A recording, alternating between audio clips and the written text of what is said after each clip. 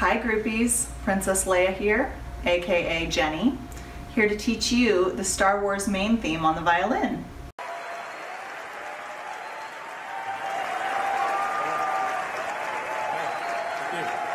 Thanks for having me.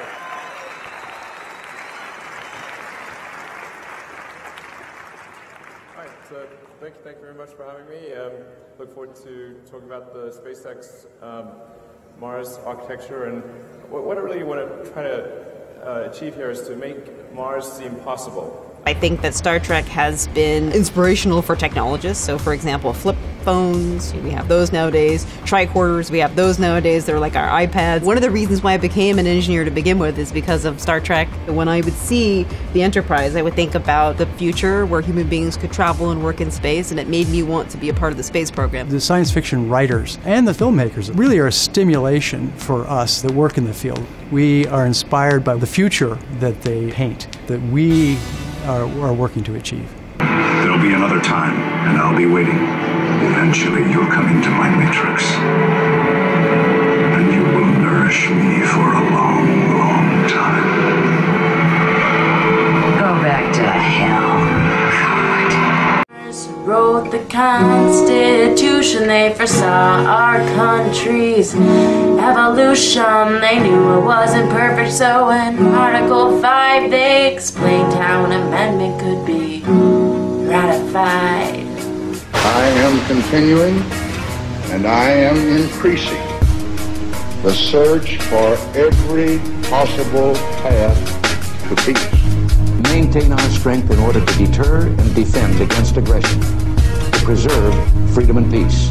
No one, friend or foe, should doubt our desire for peace. The United States wants peace. We seek peace.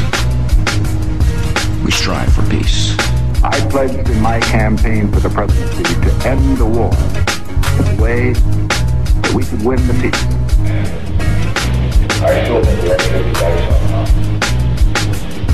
I think for that drum people have to no, I got to use your bomb. That's right. That, I think, would just be too much, your bomb, a problem.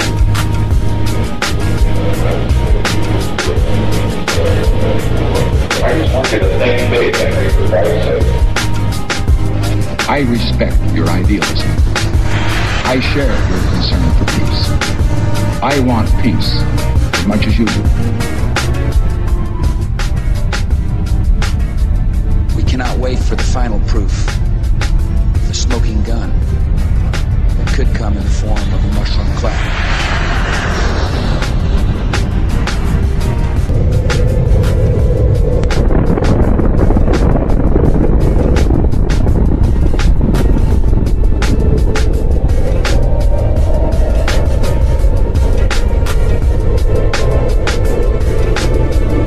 Saddam Hussein recently sought significant quantities of uranium from Africa. There is no doubt Saddam Hussein now has weapons of mass destruction. Weapons of mass destruction. Botulinum, VX, sarin, nerve agent. Iraq and Al-Qaeda. Iraq and Al-Qaeda. Terrorism, cyber attacks, nuclear program, biological weapons, cruise missiles, ballistic missiles, chemical and biological weapons. Iraq has weapons of mass destruction. President Bush has said Iraq has weapons of mass destruction. Tony Blair has said Iraq has weapons of mass destruction. Donald Rumsfeld has said Iraq has weapons of mass destruction.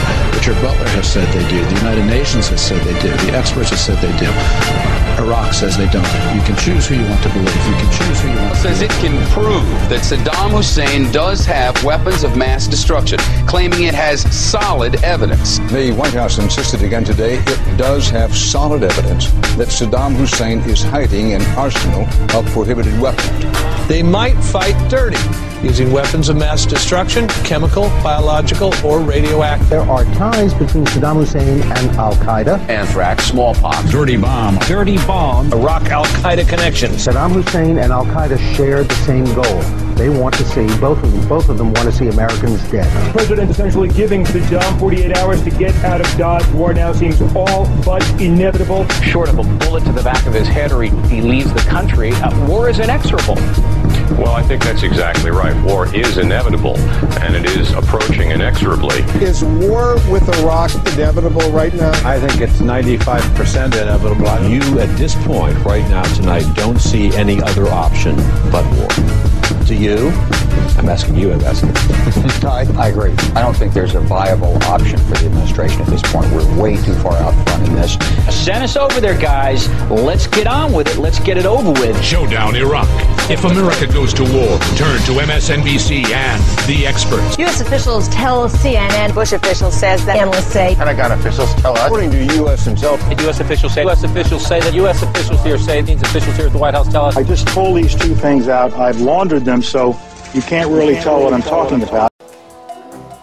Yeah! Because until the philosophy which old one race superior and another inferior is finally and permanently discredited and abandoned, war! To watch the whole thing with a combination of wonder and pity and try to put that into words. Not caring about the outcome. What do you mean by that? Not having an emotional stake in whether this experiment with human beings works. I really don't care. I love people as I meet them one by one. People are just wonderful as individuals. You see the whole universe in their eyes if you look carefully. But as soon as they begin to group, as soon as they begin to clot, when there are 5 of them or 10, or even groups as small as 2, they begin to change. They sacrifice the beauty of the individual for the sake of the group. I decided it was all under the control of groups now, whether it's business, religion, political people, or what, and I would distance myself from wishing for a good outcome. Let it do what it's going to do, and I'll enjoy it as an entertainment. And I'll reflect on what it is on its own. And I'll enjoy it for the entertainment. There's a little bit of a sick part in this, too. I root for the big comet. I root for the big asteroid to come and make things right. That's the way I put it. Stir things up. Yes, to get us back where we were before the first one came and knocked out these dinosaurs and let the ferrets grow up. We're talking about comets on this show tonight. I know it. And I'm rooting for that big one to come right through that hole in the ozone layer because I want to see it on CNN. See, I'm here for the entertainment, Charlie. I am. These philosophers say, why are we here? I know I am here. For the entertainment. The show. Bring it on. I want to see the circus. But how does this affect your performance and what you bring to stand-up? Well, I've seen a lot of comedians, we've all seen a lot of comedians who seem to have a political bent in their work. And always implicit in the work is some positive outcome, that this is all going to work. If only we do this, if only we pass that bill, if only we elect him, if only we do that. It's not true. It's circling the drain time for humans. I believe this. I honestly believe this. Not just as a comedian, he thinks that. He likes to say that. I believe it. And when you say to yourself, I don't care what happens, it just gives you a broader perspective for the art, for the words to emerge, to not care. That's what happened in that 92 show. That's why I could say the planet is fine, the people are... Because the planet will outlast us. It will be here, and it will be fine. You're talking about coastal cities being flooded like San Francisco, if the polar ice caps begin to melt. Long have we watched the scourge of humanity spreading through space, daring to encroach upon our birthright. At last the time has come to wipe them from the galaxy! Take your battle stations! On screen. We won't go back. You don't know what it's like in our universe. The Federation's gone. The Borg is everywhere. We're one of the last ships left, please. You've got to help us. I'm sorry, there's no choice. If this works, everything will return to... No, we won't go back!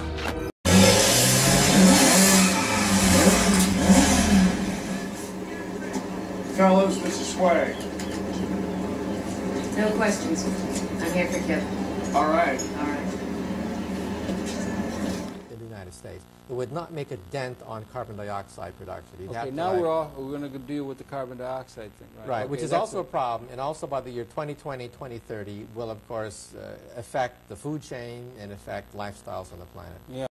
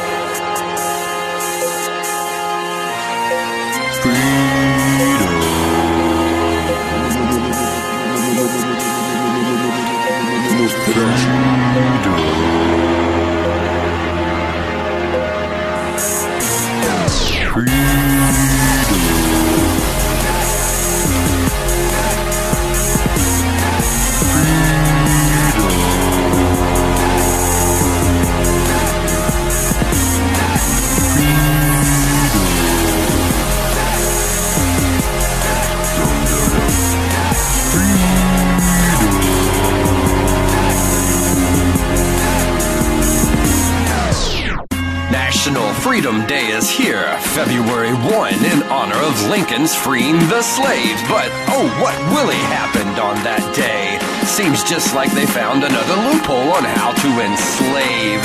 Why have one debtor when you can have thousands? Oh yes, what a Merlin trick this has been. Heads still spin today on this freedom click. Some just beg to be chipped, so it's 3-2-1 contact in the land of freedom oil slicks.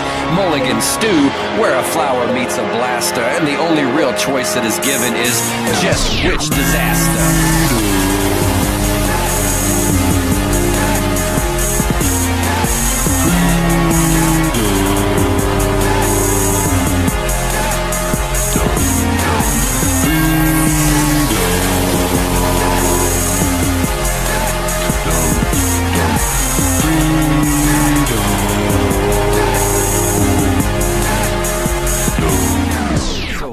Yes, Lincoln freed you to be dumb. Take it from this mathematician, 1 degree shy of a magician. I stayed here and now, a slave of many masters. We are so many, so make no mistake. Never talk to the jakes, use your minds to escape. Impending disasters are likely fake. Why would I deny you the view from atop this beautiful cake? Such an amazing time and place. Put a kiss for me on the face of beautiful liberty. Till we meet again, I'm Deja Vu.